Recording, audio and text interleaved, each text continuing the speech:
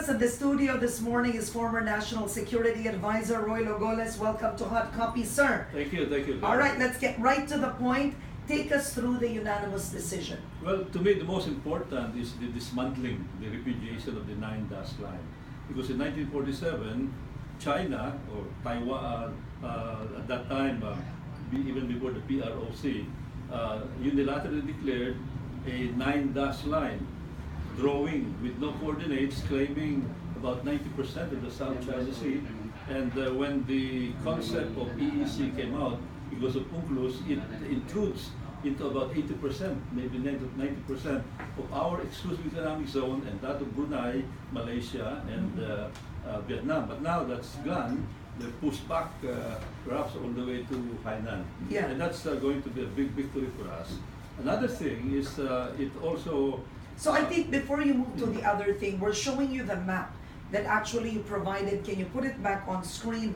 The map that you provided with the Permanent Court of Arbitration saying the 9-dash line does not exist would mean what for the Filipino people? It would mean which areas that are contested really belong to the Philippines. You can see the blue line there that depicts the EEC of the respective coastal states, no?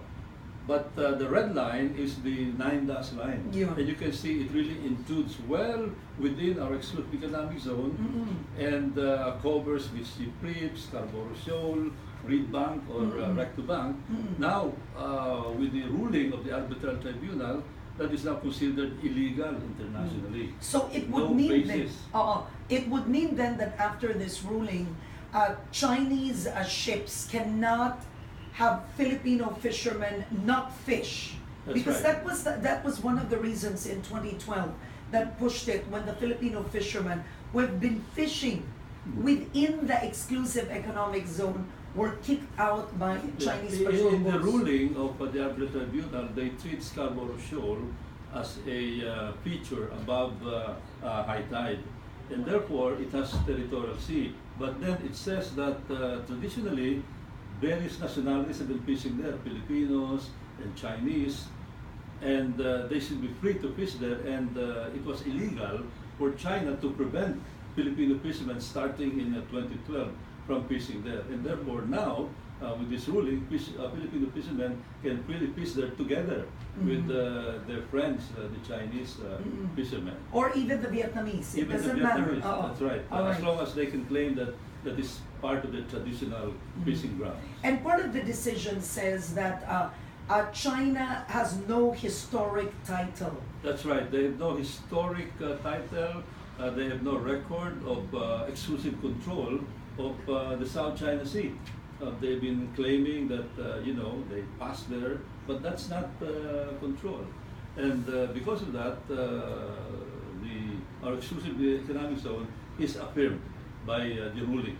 But again, what is also important is that it considers the Reed Bank, Mississippi Reef, and Ayungin Shoal, since these are submerged features, as part of our exclusive economic zone, and therefore we have the sovereign right to exploit the natural resources there, living and non-living. In the case of the Reed Bank, for about 20 years already, we've been trying to explore that. In fact, there were already some service contracts, but China would always interpose objections.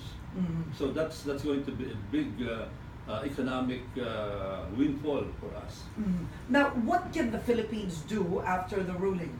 Well, after the ruling, In terms first of the economic issues. well, of course, the government now is studying what are the implications, and that's good. Instead of preempting what they used to do, what they would do.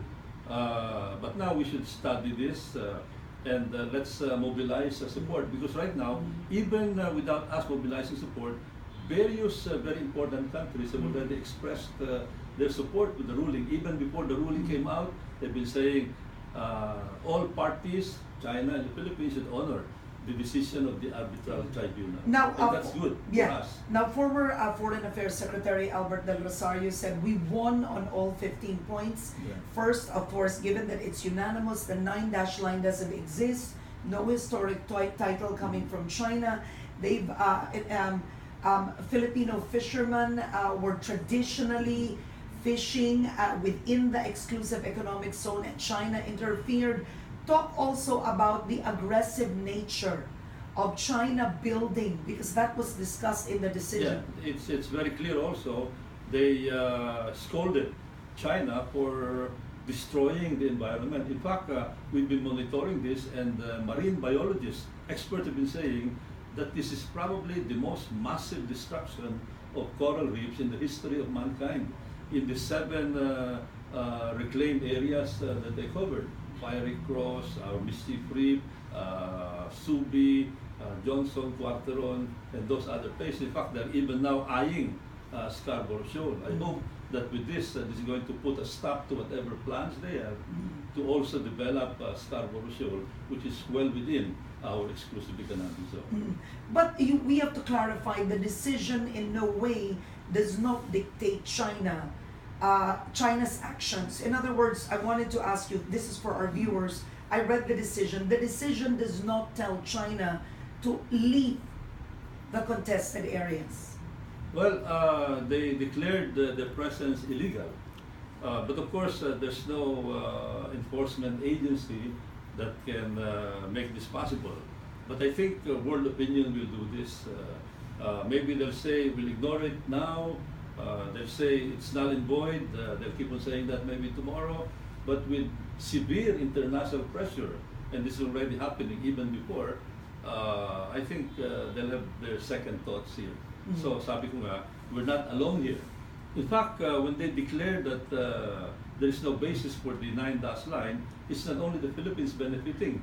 Brunei, Malaysia, and Vietnam are also beneficiaries. I think because especially the Vietnam 9-dash line also covers encroaches well within their exclusive economic zone. Yeah. Indonesia is also feeling the pressure in the Natuna Sea area when Chinese fishing vessels have been encroaching in the area. So now Indonesia can also use this as a leverage to drive away the Chinese fishing fleet there.